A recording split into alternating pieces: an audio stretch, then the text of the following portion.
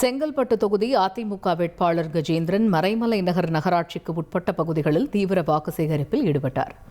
அப்போது அவருக்கு பெண்கள் ஆரத்தி எடுத்தும் மலர் தூவியும் உற்சாக வரவேற்பு அளித்தனர். மக்களிடையே பேசிய அவர், கடந்த 5 ஆண்டு கால திமுக ஆட்சியில் எந்த முன்னேற்றமும் ஏற்படவில்லை என்றும், பெரும் எதிர்பார்ப்புடன் வாக்களித்த மக்களை அரசு ஏமாற்றிவிட்டதாகவும் கூறிய அவர், இரட்டை இலை சின்னத்திற்கு வாக்களிக்குமாறு கேட்டுக்கொண்டார்.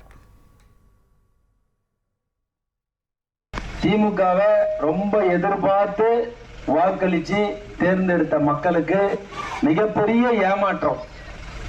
இந்த பாதாள சாக்கடை திட்டம் நம்ம எடப்பாடி அரசு ஆட்சியில் இருக்க சொல்லதான் ஒப்புதல் பெறப்பட்டு இந்த பாதாள சாக்கடை திட்டம் ஆரம்பிக்கிறதுக்கு திட்ட மதிப்பீடெல்லாம் போட்டோம்.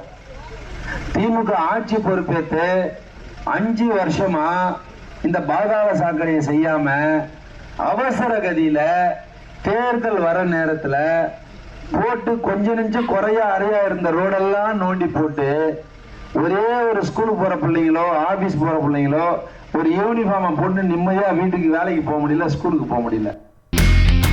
இனி செல்லும் இடமெல்லாம் செய்தி. தந்தி டிவியின் வாட்ஸ்அப் சேனலை ஃபாலோ பண்ணினா செல்ல இருக்கும் இடமெல்லாம் செய்தி. இதோ QR கோட் இப்பவே ஸ்கேன் பண்ணுங்க, ஃபாலோ பண்ணுங்க.